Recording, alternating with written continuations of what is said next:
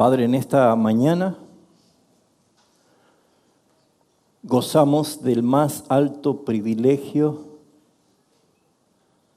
de que siendo aún pecadores, la sangre de Jesucristo tu Hijo ha propiciado delante de tus ojos nuestros pecados, nuestras culpas. Y ahora podemos disfrutar de esa paz contigo, Padre. Una paz que no la da el mundo,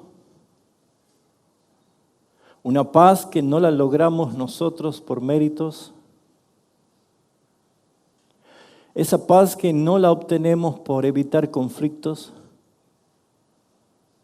o por sentirnos seguros o confiados por nuestras propias fuerzas. Es una paz indecible, es un gozo que trae lo profundo de la verdad y la aplicación de la redención por haber sido perdonados, por haber sido justificados, Señor, por habernos dado a cada uno de nosotros la expresión de Cristo a nuestro favor. Esa expresión, Señor,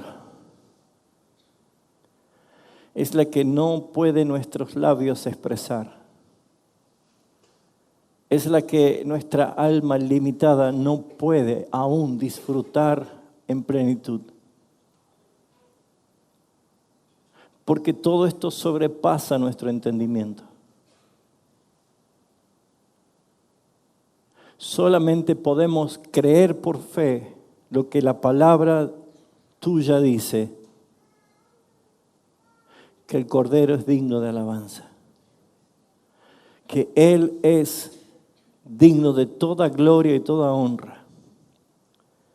Por eso, Señor, es que te damos gracias por el perdón aplicado a nuestras vidas, Señor, que vamos en confesión a ti siempre. Gracias porque aún tu Espíritu Santo nos convence del pecado y por eso es que ni siquiera habrá pecado oculto que no sea manifiesto, porque todo lo revelas tú, Señor, para nuestro bien. Te ruego, Señor, que por la presencia de tu Espíritu Santo en nosotros en esta mañana, hables a nuestros corazones por medio de tu palabra, que muestres a Cristo exaltado y que podamos nosotros doblegar nuestros corazones, inclinar nuestro rostro ante su majestad y crucificar nuestra carne delante de ti cada día, Señor. Por eso es que te damos gracias por tu presencia. Tu presencia es lo anhelado. Nosotros estamos en ti y tú estás en nosotros. Te alabamos en Cristo Jesús. Amén. Amén. Les invito a abrir sus Biblias en Lucas, capítulo 10. Lucas, capítulo 10. Y vamos a tomar lectura del versículo 25 al 37. La parábola del buen samaritano es una de las más conocidas y contadas y narradas por el mismo Señor Jesús. Y a menudo esta historia se interpreta de una forma más aplicativa a la expresión moral de cómo nosotros debemos amar a todas las personas y cómo debemos servir a otras personas. Sin embargo, en la enseñanza de esta palabra vamos a encontrar una pregunta tramposa y una respuesta gloriosa. En el contexto de esta cita, de la parábola del buen samaritano, Jesús estaba siendo ya muy observado por los principales de la ley. Jesús estaba siendo muy observado por los fariseos, los escribas y también por el pueblo. El pueblo estaba impactado y le seguía. Y los fariseos estaban escandalizados y horrorizados, pero también le seguían. Habían dos tipos de actitudes, unos que seguían por lo que les daba y otros le seguían por lo que podían causar tropiezo en él. Unos querían servirse de Jesús y los otros también querían servirse de Jesús. Unos para sus propios beneficios personales y los otros por una cuestión de su imagen y su estética religiosa. Pero lo que vemos nosotros acá es que en este contexto que se desencadena esta historia de un intérprete de la ley hablando con Jesús, era posterior a una misión que Jesús había enviado a 70 de sus discípulos a recorrer las aldeas, que comienza allí en el versículo 1. Y como verán, Jesús resalta que la mies es mucha, pero los obreros son pocos.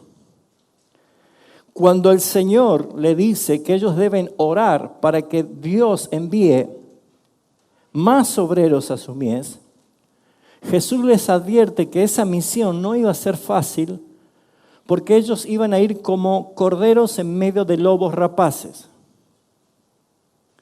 O sea, Jesús no estaba hablando aquí en parábola, sino que estaba diciendo la verdad de lo que los discípulos iban a enfrentar.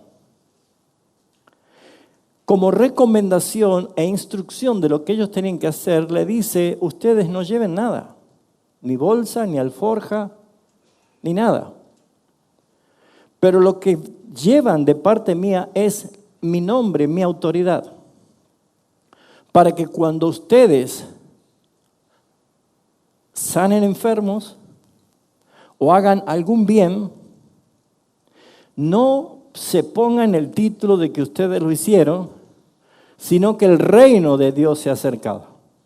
¿Se entiende? Eso lo hace referencia en las instrucciones que vemos del versículo 1 al 12. Pero especialmente cuando resalta esto, en el versículo 9 Jesús está diciendo esto, decidle, se ha acercado el reino a vosotros.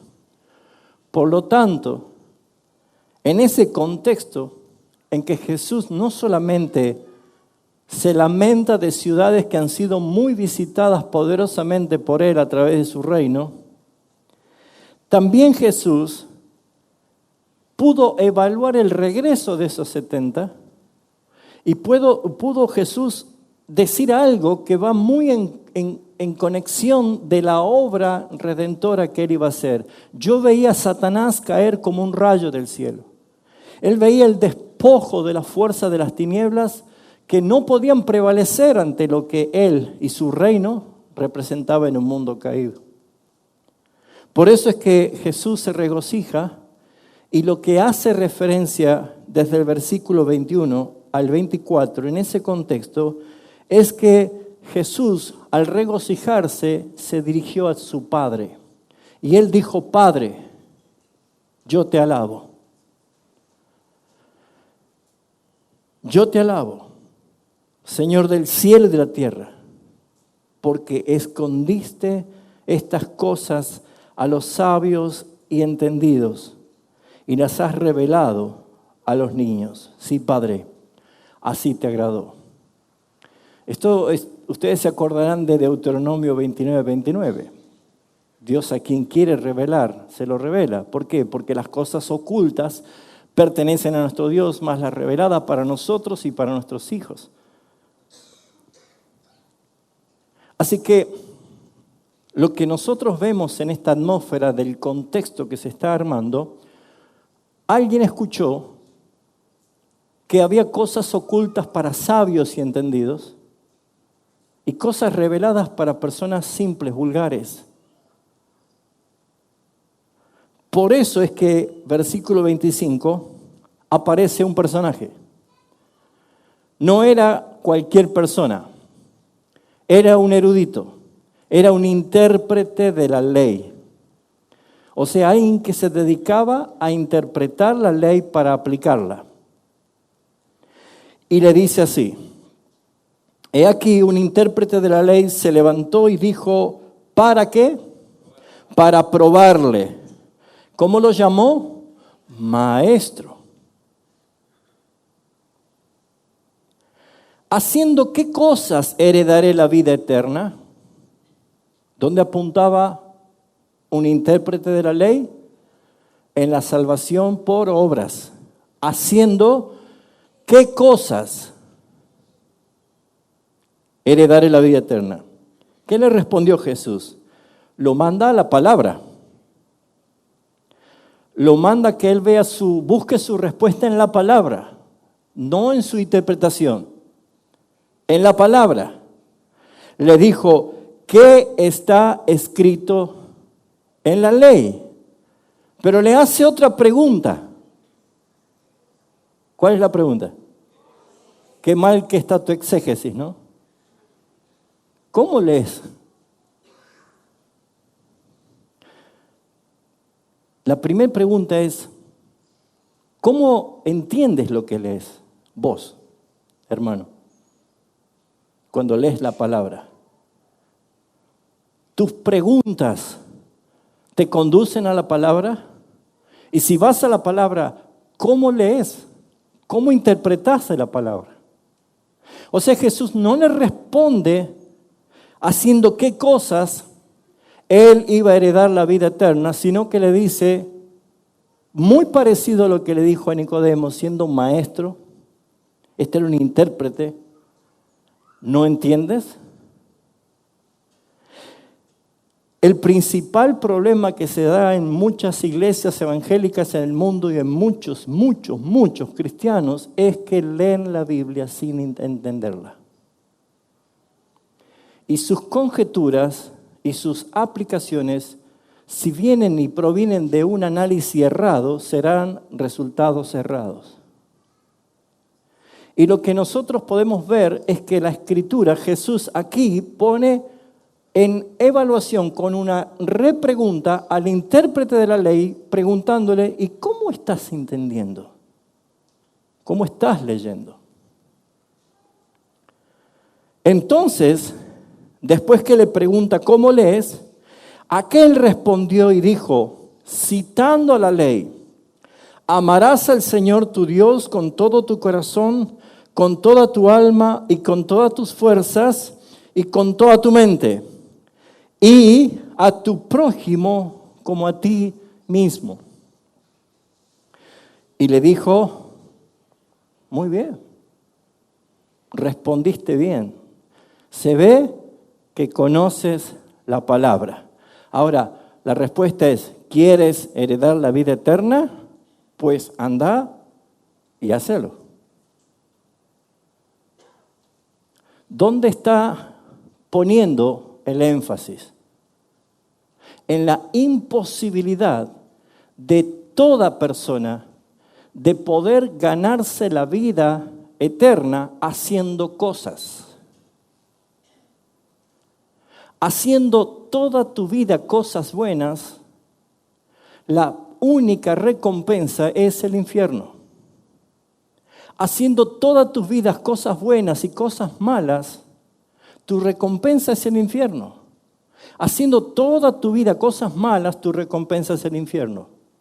Ahora, haciendo tu vida cosas malas y cosas buenas, pero un día rindiéndote por la fe en la palabra de Dios que señala a Jesucristo como el único mediador, como el único que hizo todas las cosas y te la dio por gracia a ti, entonces serás salvo. Esta es una parte de la expresión de la doctrina, la depravación total del hombre o la inmoralidad radical del ser humano. Bien has respondido, haz esto y vivirás. Pero él continuó el diálogo, queriendo justificarse a sí mismo. ¿Notan ustedes que la intención de él era autojustificarse? ¿Saben que eso es natural en nosotros mismos? De autojustificarnos también delante de Dios. Le hizo otra pregunta. ¿Quién es mi prójimo?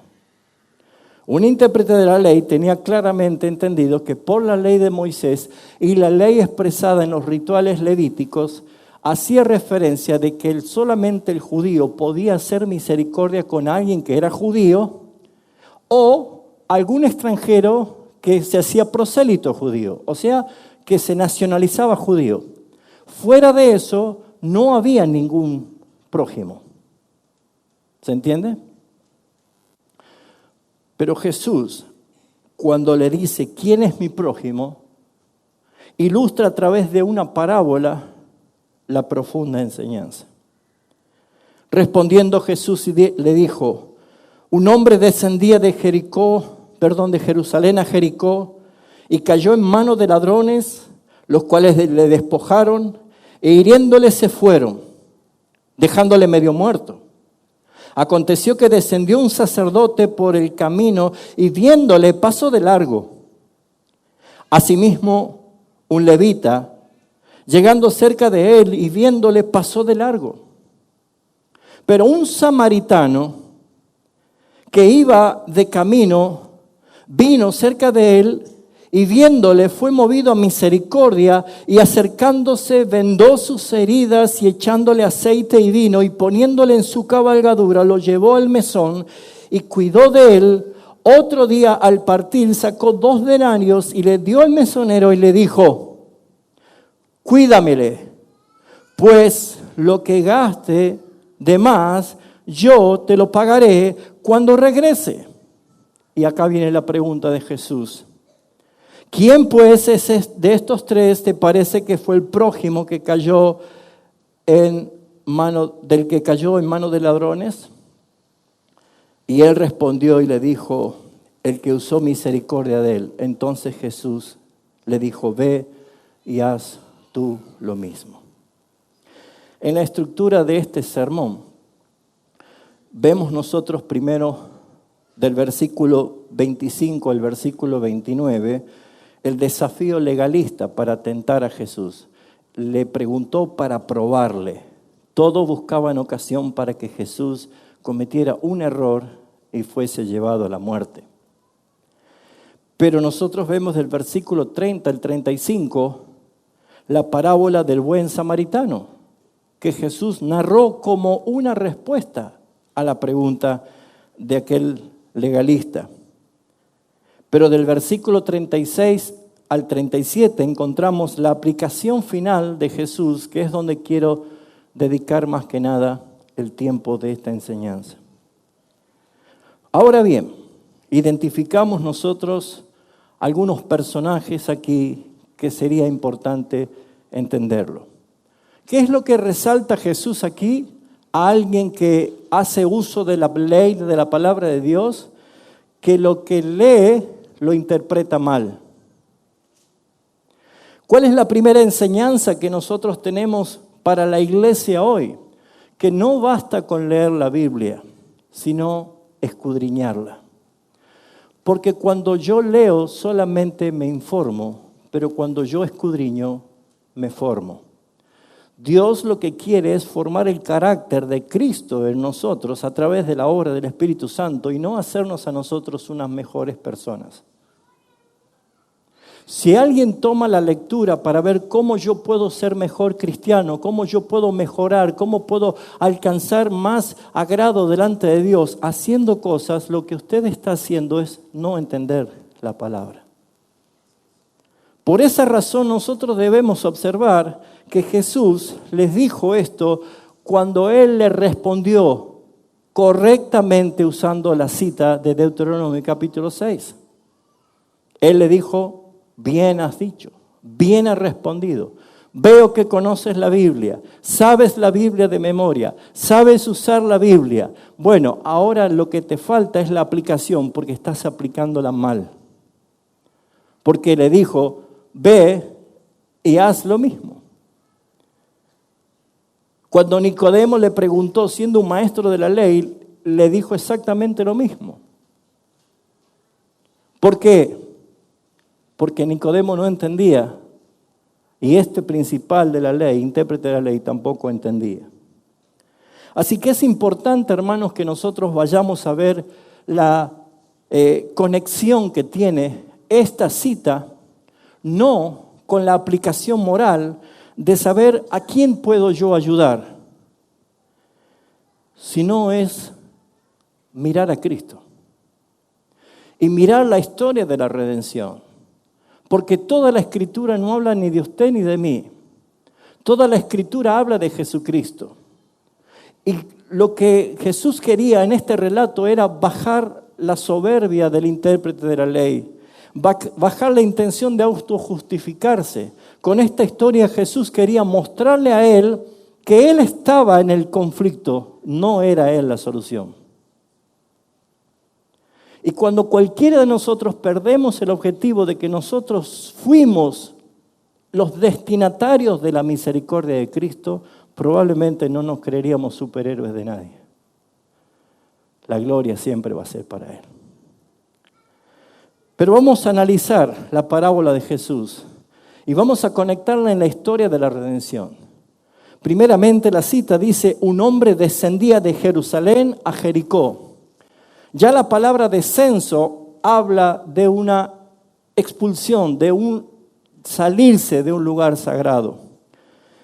Y en este caso, lo que perfectamente quería Jesús que este intérprete de la ley conociera o se diera cuenta, que ese hombre que descendía de Jerusalén a Jericó representa a Adán, al primer hombre caído y en él a todos nosotros. Porque el relato comienza, un hombre descendía de Jerusalén a Jericó y del descenso no es solamente geográfico, porque Jerusalén estaba en un monte, sino también es un descenso espiritual, es una caída espiritual. Jerusalén, la ciudad santa, representa justamente la comunión con Dios. Pero Jericó, aquella ciudad grande y fortificada, representa justamente el pecado y la maldición. Ustedes lo pueden ver cómo Dios destruyó los muros de Jericó sin necesidad alguna del hombre. Por eso es que lo que vemos es que este hombre representa a Adán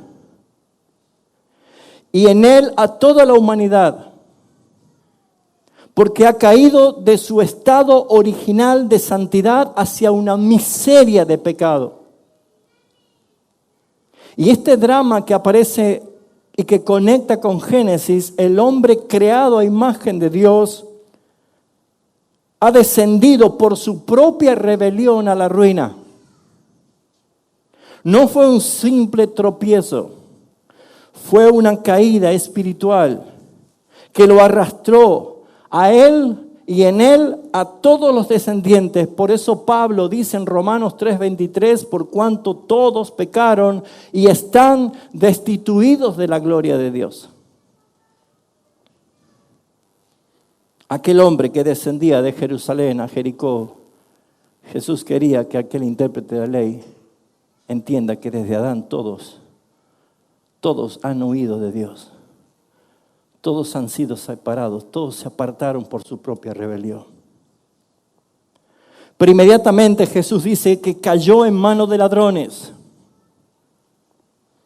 Y naturalmente estos ladrones representan al enemigo, a Satanás y toda su fuerza infernal, toda su reino espiritual de las tinieblas, que lo único que hace es la desposesión del alma de la persona. Porque esos ladrones representan al diablo y sus ángeles caídos, quienes no solo tientan, sino que también despojan. Es el mismo Señor Jesús que dijo que el ladrón vino a matar, a robar y a destruir. El texto dice, los cuales le despojaron le hirieron y se fueron dejándole medio muerto. Así es el pecado, mis hermanos. Así es el pecado. Despoja al hombre de su integridad. Despoja al hombre de su inmortalidad. Ahora morirás, le dijo Jesús, por causa del pecado. Despoja al hombre de su pureza. Despoja al hombre de su dignidad. El pecado quita la dignidad a la persona. Avergüenza, te muestra indigno. Las fuerzas de Satanás y las fuerzas de las tinieblas lo que hace es hacer que tu aspecto quede totalmente humillado. Acuérdese del Gadareno, desnudo, sucio, atado con cadenas.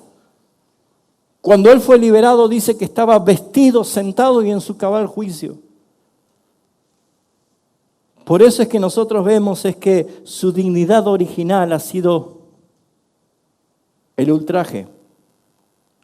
Porque el pecado no solamente hiere, el pecado mata espiritualmente.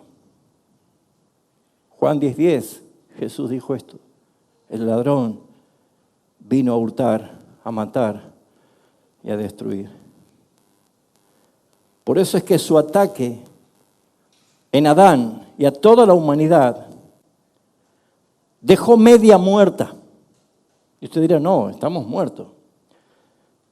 Jesús sabe por qué emplea esa parábola al decir media muerta. ¿Por qué? Porque vivimos físicamente, pero muertos espiritualmente sin Cristo. Eso es estar medio muerto. Y esto lo dice claramente el apóstol Pablo en Efesios 2:1, que nosotros estábamos muertos en nuestros delitos y pecados, a pesar de que vivimos biológicamente. Probablemente no nos damos cuenta de que Jesús le estaba diciendo a este intérprete de la ley: podés conocer la Biblia, pero estar aún muerto, porque no podés ver el reino, porque no podés entrar en el reino. Podés practicar muchas cosas como predicar, echar fuera demonios y sanidades, pero un día el Padre te va a decir: no te conozco.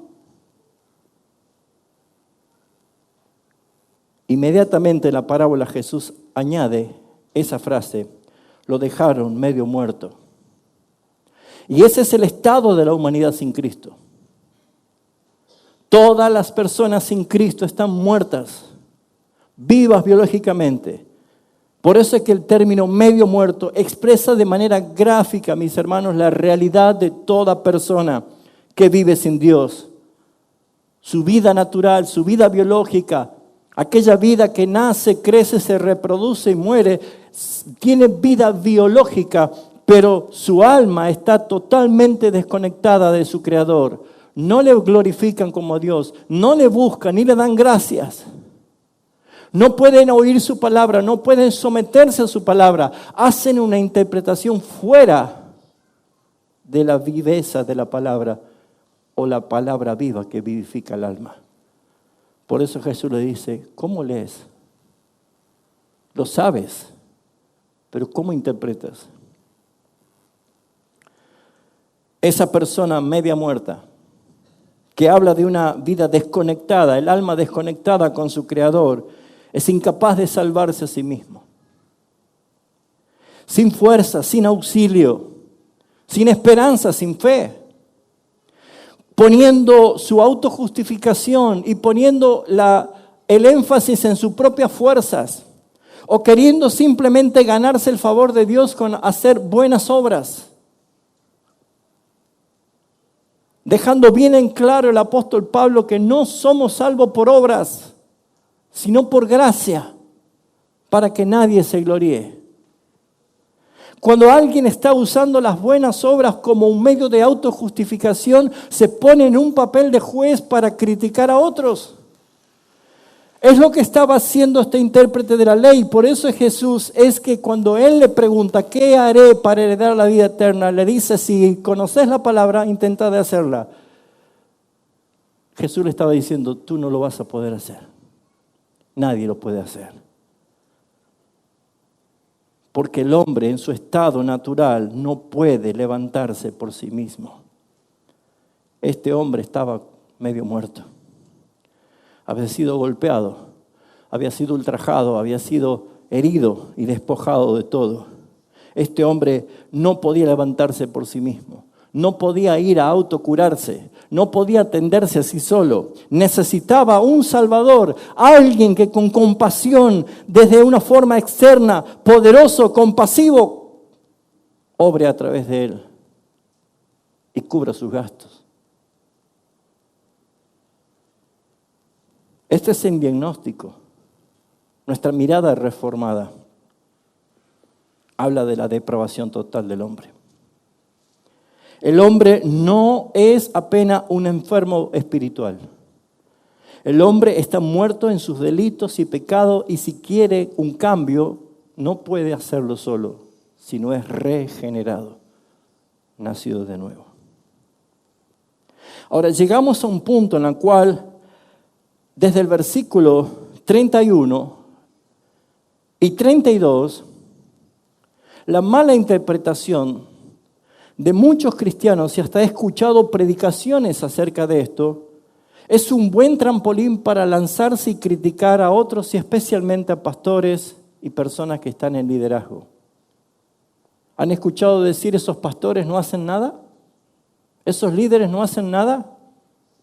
Pues déjenme decirle, mis hermanos, que Jesús no está haciendo referencia a eso, aunque sí hay muchos que no hacen nada. Pero cada uno dará cuenta delante del Señor. Nadie va a quedar privado de ese día de rendir cuenta delante del Señor, para que podamos nosotros recibir recompensas si hicimos cosas correctas o no. Eso dice la Escritura. Pero ¿cuántas veces se ha usado estos textos para usar de la mala aplicación simplemente para decir, incluso, que las iglesias están inertes ante la situación? Déjenme decirle, mis hermanos, que acá Jesús es muy claro hablando con el levita, con el intérprete de la ley. Él le dijo lo siguiente, fíjense ustedes, pasó un sacerdote, igualmente un levita, versículo 31 y 32. ¿Cuál fue la actitud de los dos? Pasó por el lado, ¿qué más hizo? Viéndole, pasó de largo. A primer plano nosotros llamamos indiferencia. Le agregamos insensibilidad. Jesús estaba diciendo imposibilidad. Porque lo que Jesús estaba resaltando aquí, que ambos personajes, sacerdote y levita, representan las instituciones del Antiguo Testamento de la ley. El sacerdocio levítico es un ministerio ceremonial y ambos ven al herido, pero no pueden ayudarlo. Probablemente la primera especulación es que este no era judío. No dice de qué nacionalidad era o qué tipo de persona era.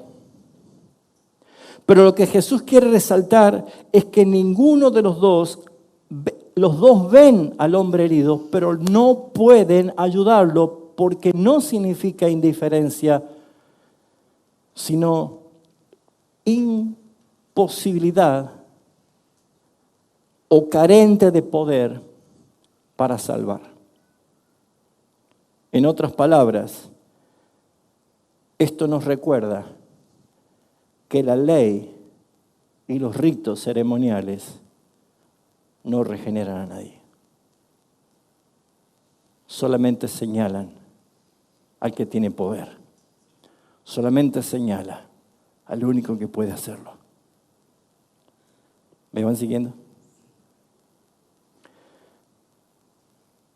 El apóstol Pablo en Romanos 8:3 dice, porque lo que era imposible para la ley, por cuanto era débil en la carne, la ley, Dios, enviando a su Hijo, trajo la salvación.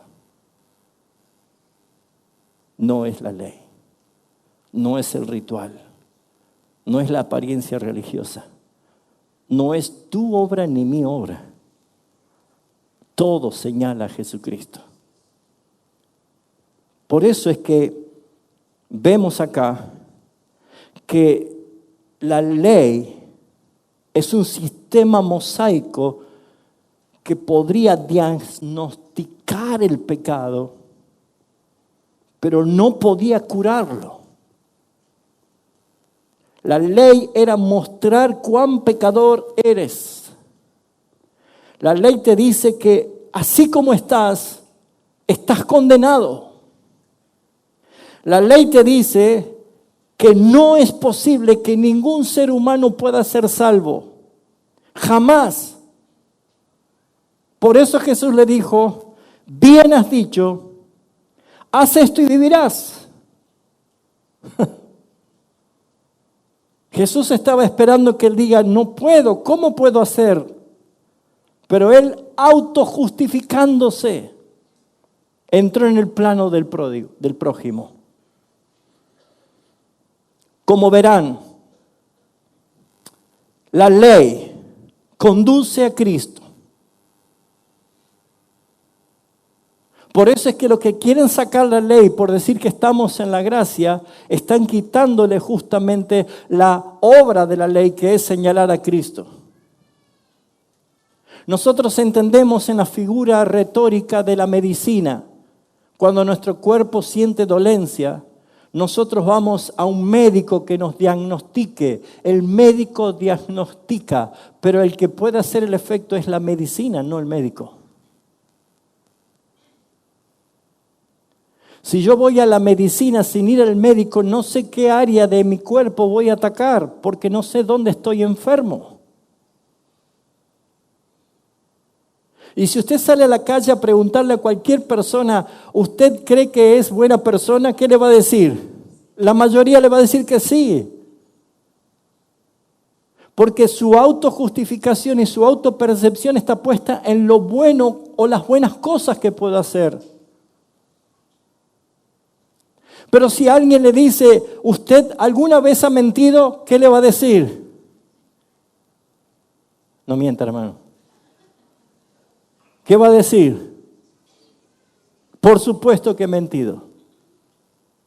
¿Cuántas mentiras hay que decir para ser un mentiroso? ¿Ha robado? Si dice que no, acaba de decir que es mentiroso. ¿Se da cuenta? ¿Ha codiciado a alguna mujer con sus ojos? ¿Ha codiciado a alguien del sexo opuesto con sus ojos? Ya cometió adulterio en su corazón. ¿Ha tratado de estúpido a otra persona? Dice el Señor que Él anota homicidio cuando decimos fatuo. ¿Se entiende? ¿Qué hace la ley? Te da el diagnóstico. Estás en peligro. Un peligro eterno. ¿Para qué sirve? Para señalar a Cristo. Por eso es que el sacerdote y el levita le vieron, le rodearon y siguieron. Porque Jesús le quería decir que ellos pueden detectar, pueden ver que verdaderamente está medio muerto, pero no pueden hacer nada. Son impotentes, necesitan de alguien diferente. Y aparece aquí otro personaje, versículo 33, un samaritano. Dice que el samaritano fue movido a misericordia. Y esta es la figura de Cristo. Porque Cristo fue el despreciado Salvador del mundo. Así lo dice Isaías 53. Despreciado y rechazado. No fue tenido en cuenta. Nadie lo quiso. A los suyos vino y los suyos no le recibieron. La sorpresa de esta historia es que el único que se detiene es un samaritano. Y la tensión entre judíos y samaritanos era muy marcada. Lo hemos visto incluso cuando Jesús se acerca al pozo de Jacob. Allí se encuentra con una mujer de Samaria. Y ella misma dice, ¿por qué tú siendo judío me pides a mí que soy samaritana que te dé de beber? Porque no se trataban entre sí. Los apóstoles no querían entrar por allí, querían rodear, pero Jesús dijo, es necesario que vaya por aquí. Por eso es que la gran sorpresa de esta historia es que el único que se detiene es un samaritano, porque en la figura del samaritano está allí puesta la figura del despreciado. El despreciado. Para los judíos los samaritanos eran herejes, despreciables, ajenos al pacto, no provenían del uso y la costumbre de la ley. ¿Se acuerdan cómo a Jesús le decía, ¿por qué no se lava las manos? ¿Por qué hace cosas en día de reposo? Jesús no era un irreverente a la ley, Él vino a cumplirla y la cumplió.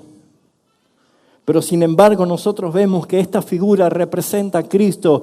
Por eso es que nosotros vemos que en Isaías 53:3 claramente hace referencia a esto.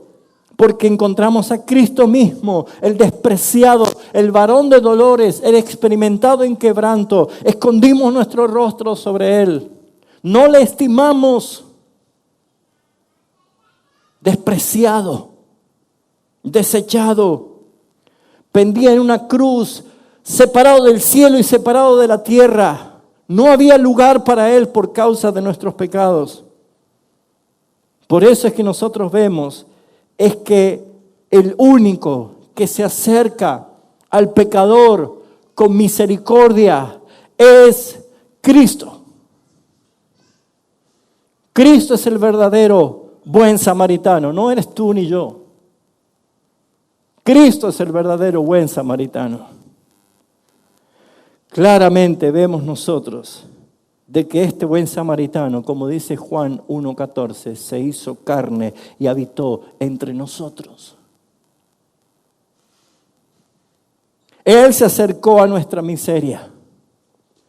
Él se acercó sin tener asco. Él se arrimó y le tocó.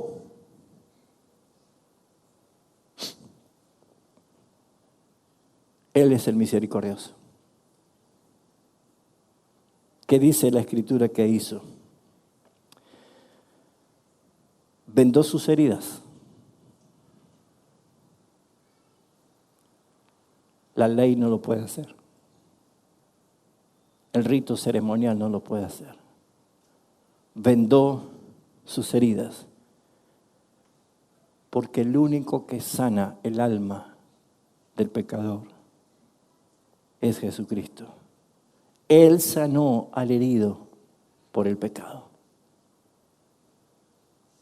El texto dice que el samaritano vendó sus heridas. Y las heridas representan claramente los efectos y las consecuencias mortales que deja el pecado. Usted tiene en su cuerpo las marcas del pecado. Él te perdonó, te ama, te reconcilió con el Padre. Pero las marcas y las heridas de la consecuencia del pecado aún siguen estando. Por eso es que clamamos que Cristo venga, Maranatá, para que seamos transformados en gloria. Aquel que era un fumador por muchos años y se convirtió, ya no fuma más.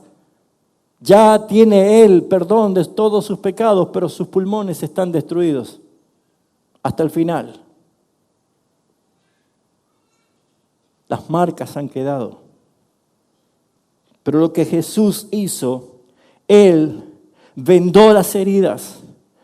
Vendó la herida de la culpa. Vendó la herida de la vergüenza, del temor, de la esclavitud. Porque dice Lucas 4:18, Cristo vino a sanar a los quebrantados del corazón, así como había sido profetizado por Isaías. Él es el único que vino a sanar tus heridas. Por eso que podemos afirmar con fe y con confianza lo que dijo Pablo en Filipenses 1:6, que estando persuadido de esto, que el que comenzó la buena obra en nosotros, pues la va a perfeccionar hasta el día del Señor. ¿Qué dice que hizo? Le echó aceite y vino. ¿Notan ustedes las figuras? Y el aceite siempre ha representado la unción del Espíritu Santo, la unción bíblica, que es el gozo de la redención. El aceite es el símbolo del Espíritu de Dios que trae consuelo, que trae esperanza, una esperanza ungida de parte del Señor, porque el ungido es Cristo.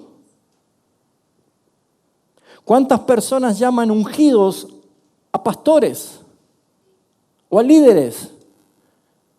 Ahora el ungido de Dios está aquí. Pues mis hermanos, todos estamos ungidos porque Cristo es el ungido y nosotros estamos en Él. Pero la obra del Espíritu Santo es específicamente en la regeneración, que vino a traer gozo cuando había desesperanza. Vino a traer paz cuando había desesperación. Vino a traer alegría cuando había llanto. Es la obra del Espíritu Santo el que trae esta expresión de paz y de gozo. El vino, por otro lado, representa ese gozo indecible que nos da el Señor. Esa sangre derramada que vamos a participar, que representa el vino, es sentir el gozo de la salvación. El sentir el gozo es tan grande que no se me ocurre criticar a un hermano, porque el principal pecador he sido yo. Esa es la idea, es lo que Jesús le estaba enseñando. Así que mis amados hermanos, nos unge con su espíritu y nos alegra con su gracia. El cristiano es favorecido por un Dios que nos ama. Por eso es que en esto el Espíritu en nosotros nos hace estar firmes aunque fluctuemos. Y no estamos solos nosotros en nuestra recuperación espiritual. El aceite y el consuelo y el vino del pacto que es derramada por nosotros nos garantiza la presencia de Cristo en nosotros y nosotros unidos a Él para siempre. Pero notamos algo más que Jesús en esta parábola está mostrándole a aquel intérprete de la ley que no entendía. Dice que lo puso en su cabalgadura. No solo lo atendió, no solo lo curó, lo puso en su cabalgadura. Y esto es claramente la figura que Cristo cargó sobre él al moribundo. Cristo cargó sobre él nuestra culpa. Este detalle es maravilloso, mis hermanos. El samaritano pone a aquel hombre herido sobre su propia cabalgadura. Este es el Cristo encarnado. Él se encarnó para llevar nuestros pecados. Él se encarnó para llevar nuestras culpas, nuestras iniquidades, nuestras rebeliones. Él se encarnó para esto, mis hermanos, para cargar sobre Él nuestra carga imposible de llevar. Ese hombre no podía moverse. Por eso es que nosotros vemos que Él es el que llevó en su propio cuerpo nuestras enfermedades. Otra vez Isaías 53:4. Él cargó sobre Él nuestras iniquidades. Bendito sea el Señor. La carne de Cristo es nuestro transporte seguro. Ya no caminas tú, Él te lleva. Él te conduce. Esa es la gracia del Señor. Él nos cargó cuando nosotros no podíamos caminar. Él nos direccionó a un lugar correcto donde ir. El Evangelio no es una moraleja moral, mis hermanos. Es un rescate absoluto, sobrenatural de la gran obra de amor y misericordia de Cristo por nosotros. Por eso es que lo que hace inmediatamente este samaritano es subirlo a la cabalgadura y llevarlo a un mesón, dice. La iglesia es el refugio. La iglesia de Cristo. ¿O no dice así Hechos 2:47 que Dios añadía cada día a su iglesia los que iban a ser salvos? ¿Cómo venían después de escucharlo a Pedro? Compungidos, destruidos.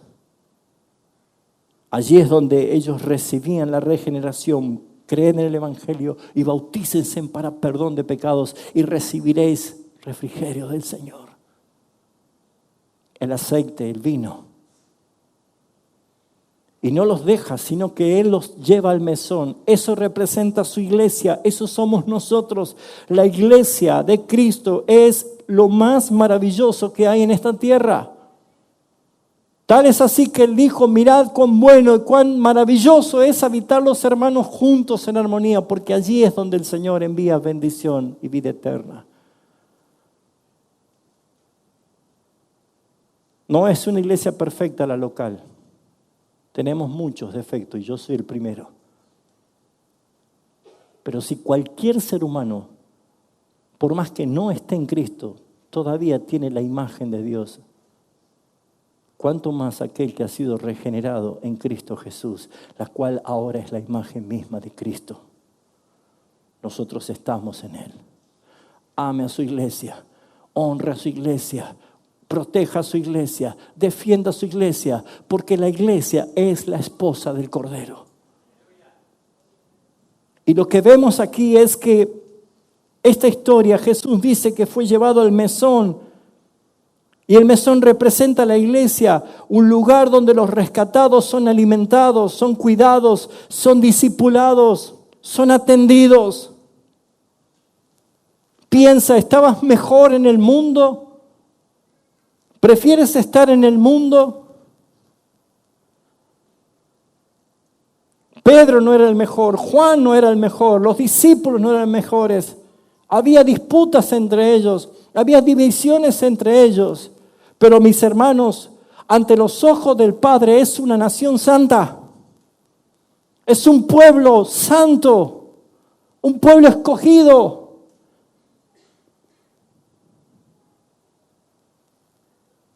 La iglesia tiene un solo gobernante, que es Jesucristo.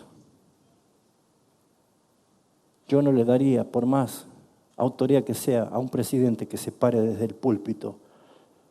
No lo haría.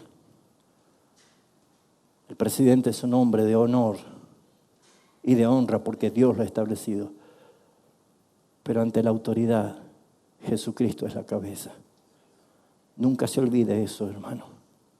La iglesia es tan importante para los ojos del Señor que Él dijo a Saulo de Tarso, ¿por qué me persigues? No dijo, ¿por qué persigues a mi iglesia? Él dijo, ¿por qué me persigues?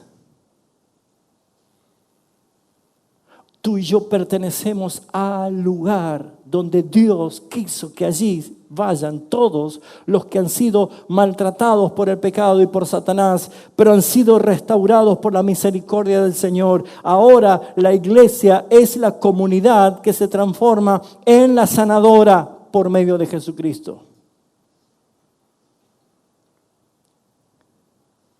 Nos pone en esa comunidad que es su cuerpo. La iglesia no es un museo de santos, comparada más bien con un hospital de redimidos. Aquí aprendes a perdonar. Aquí aprendes a valorar a tu hermano. Aquí aprendes a darle gracias a Dios por lo que Dios está haciendo en el que tenés al lado tuyo. No hay persona más preciosa que el que tenés al lado tuyo. Por eso no lo critiques, no lo difames. Tiene sus errores. No miré lo que todavía queda para ser destruido. Mirá la obra que el Espíritu Santo está haciendo en él. Nunca se detiene el Señor de obrar en maravillas en la vida de un redimido. Ahora, lo más precioso es esto, que cuando Él le cuidó, Él se quedó, le cuidó, hace referencia al tiempo que Jesús estuvo acá, Él mismo. Él le cuidó. Qué privilegio habría sido para la iglesia esos 50 días, ¿no? Después de la resurrección.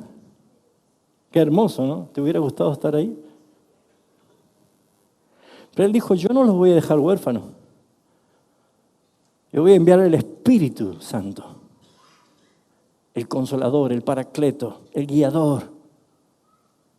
Y saben, amados hermanos, ese tiempo en que Él se quedó, dice, cuidó de Él.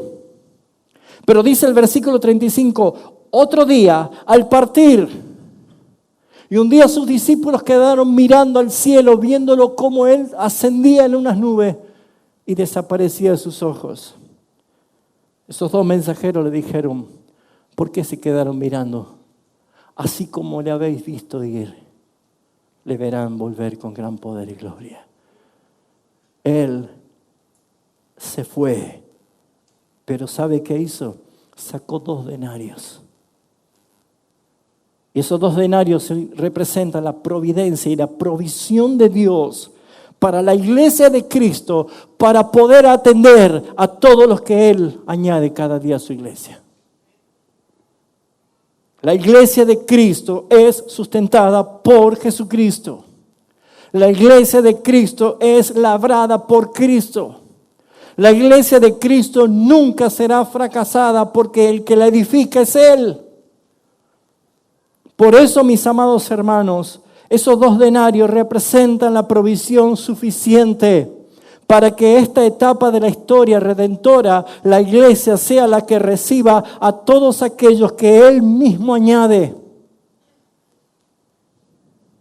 Cristo no solo salva, sino que también provee de todo lo necesario para que claramente supla las necesidades en gloria conforme a sus riquezas, por su gracia, su palabra, su espíritu, su iglesia, todos los medios de gracia que nos ha dado.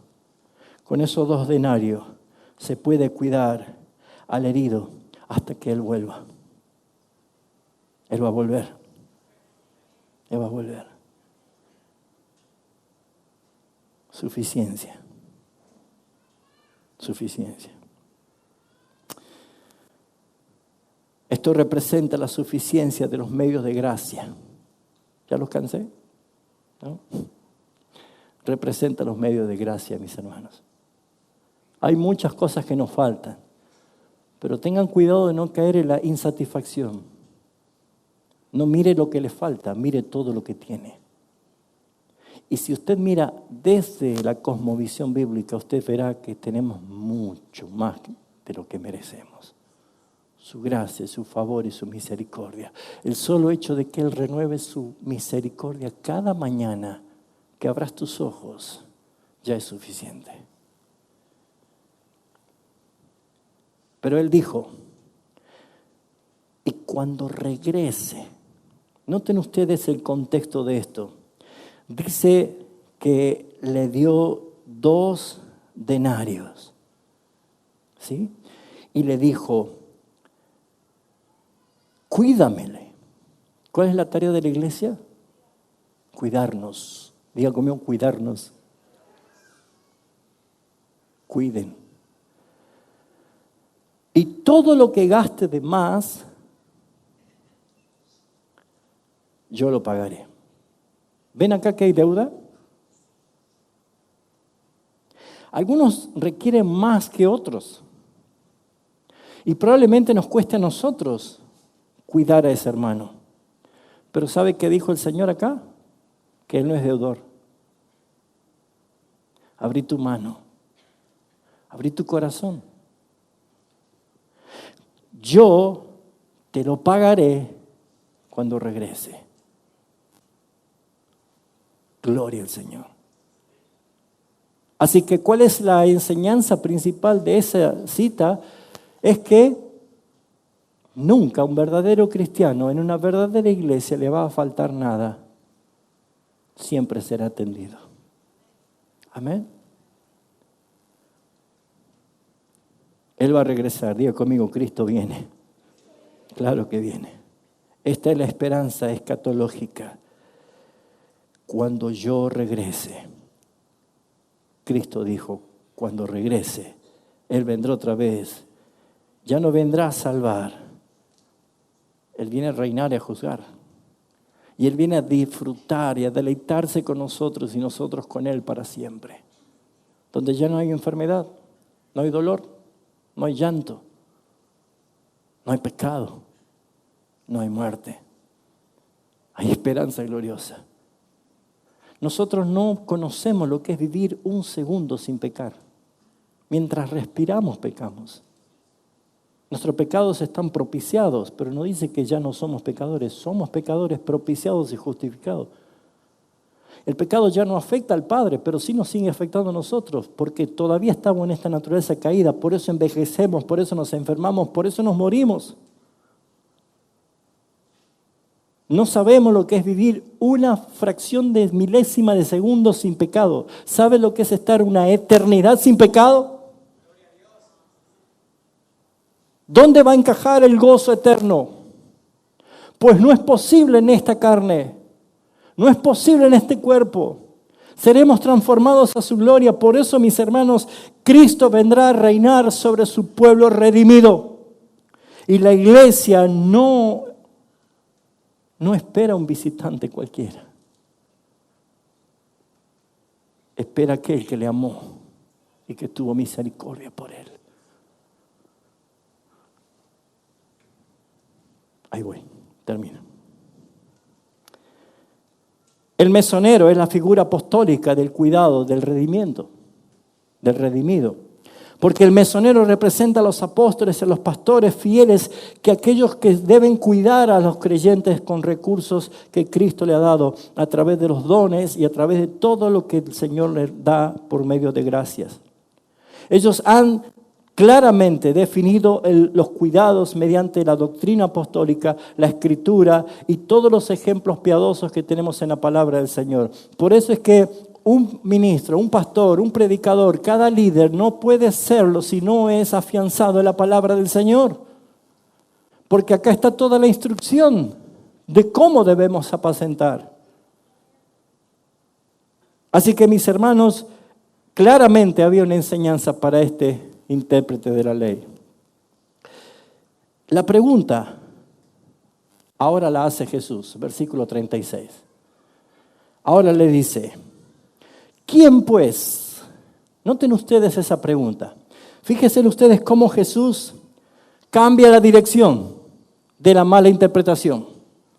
¿Quién pues de estos tres te parece que fue el prójimo del que cayó en manos de los ladrones?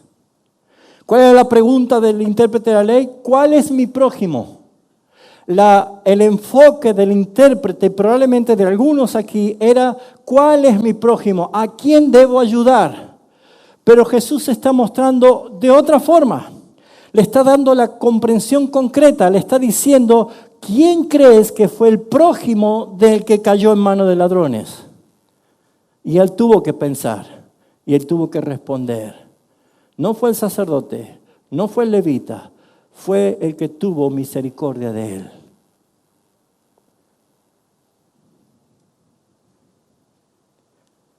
Él le había preguntado: ¿cuál es o quién es mi prójimo? Y Jesús le hace la pregunta: para vos, ¿quién fue el prójimo del que estaba herido? ¿Notan la diferencia? ¿Notan el cambio de enfoque? ¿Sí o no? ¿Lo notan? El legalista había preguntado: ¿quién es mi prójimo?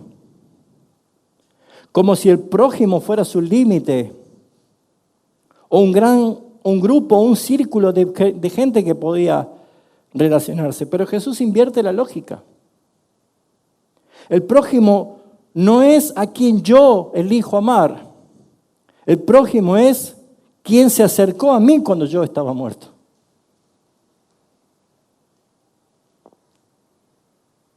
Pregunta, auditorio, iglesia: ¿quién es tu prójimo?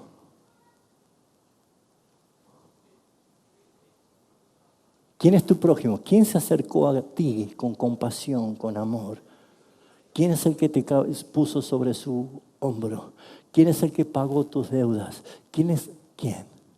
Dígalo fuerte, ¿quién? Amarás a tú. ¿Quién es mi prójimo? Amarás a. ¿Cómo? ¿No se entendió o están susurrando por temor? ¿Quién es tu prójimo? ¿Por qué susurra? ¿Quién es tu prójimo? ¿Quién tuvo compasión de ti? Usted no es el que va a ayudar, usted es el ayudado. Es lo que Cristo le quería decir a este intérprete de la ley. No puedes por la ley hacer lo que solamente yo puedo hacer. Mi prójimo es Cristo. ¿Quién es el prójimo que tuvo más compasión con este que estaba pecador, muerto? Cristo. Pues ¿quién de estos tres hizo la pregunta? ¿Te parece que fue el prójimo del que cayó en manos de ladrones? Es decir, Jesús no define al prójimo como el otro que necesita ayuda, sino que muestra que el prójimo actual eres tú. Somos nosotros. Y cada persona que está sin Cristo afuera necesita de Cristo, que es el prójimo. ¿Notan el cambio de énfasis que hace Jesús acá? ¿Cuántos tenían una mirada diferente?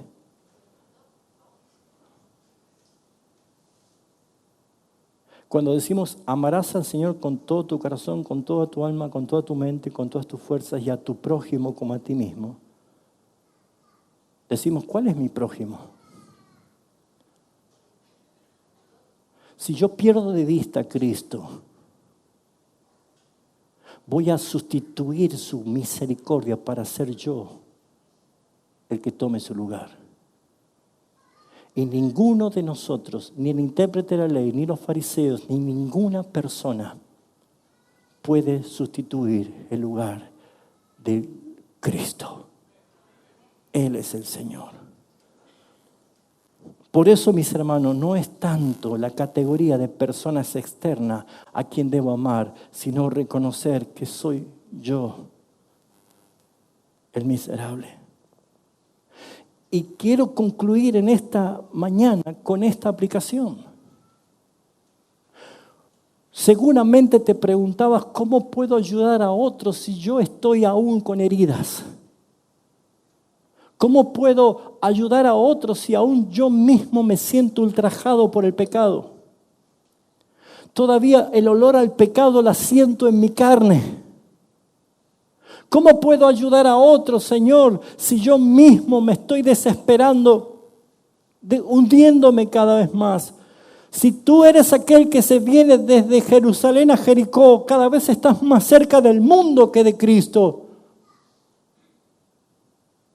Pues Él no te va a pedir que vayas a ayudar a otro en ese estado porque no puedes hacerlo. Él quiere que te veas en esta historia como que tú eres aquel golpeado moribundo. Y que solamente Jesucristo es el que por compasión y misericordia a su pueblo escogido, Él vino a buscarte, se encarnó para salvarte a ti, para perdonarte, para curar tus heridas, para darte gozo. Te puso en una iglesia para que seas educado, formado, atendido, cuidado hasta su regreso. Por eso, mi hermano, ¿cómo lees? Cuando lees, si es que lees, ¿lees las Escrituras? ¿Cómo lees? Dios es exaltado en toda la Escritura. Dios es el Rey de gloria. Su nombre es Cristo. Me gustó tanto la última canción. Me gustó tanto. Qué hermoso expresar eso que hemos cantado en el coro, ¿no? Me viene a la mente sublime gracia. un infeliz salvó. Fui ciego, mas ahora veo yo. Wow.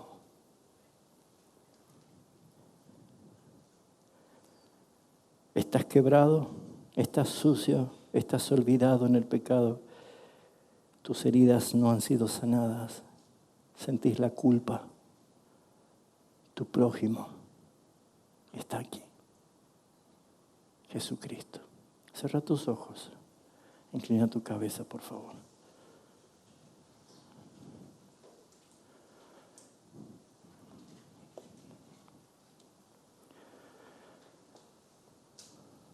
Necesito que tomes una decisión con la palabra que acabas de escuchar.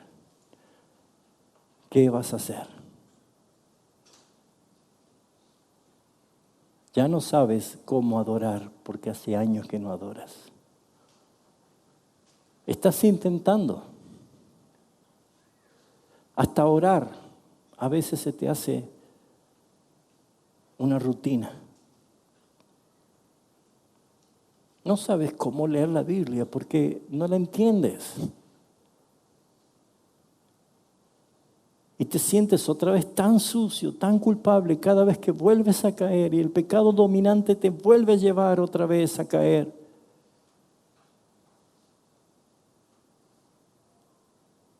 Y ya te diste cuenta que no hay ninguna posibilidad, ni los rituales religiosos, ni los servicios que puedas hacer. El único que está aquí y vino por ti, movido a misericordia y compasión. El único que está ungiendo tus heridas con aceite y dándote el gozo de la salvación. Es Jesucristo. Y te puso en una iglesia para que seas atendido, curado, fortalecido nuevamente. Mi pregunta es, ¿qué vas a hacer con esta palabra? ¿La vas a dejar pasar? ¿O vas a responder a tu prójimo? Si nunca lo habías visto a Jesús como el prójimo, ahora lo ves. Dile, Señor, gracias. Gracias por pagar mi deuda. Gracias por cargar mi culpa. Gracias porque no fuiste indiferente a mí, Señor. Aquel que era desechado, aquel que era despreciado, se acercó a mí y no me dejó llegar a Jericó, el mundo. Si sos vos, respondele como un acto de fe parándote, diciéndole, Señor, gracias. Gracias, mi Rey. Gracias, Señor. Gracias, Señor. Amén. Amén. Wow, gloria a Dios. Ahora lo ves a tu prójimo. ¿Puedes verlo a tu prójimo? Gloria a tu nombre. Gloria a tu nombre. No somos nosotros los superhéroes de la historia. Es Él. Él debe ser exaltado. Él debe ser glorificado.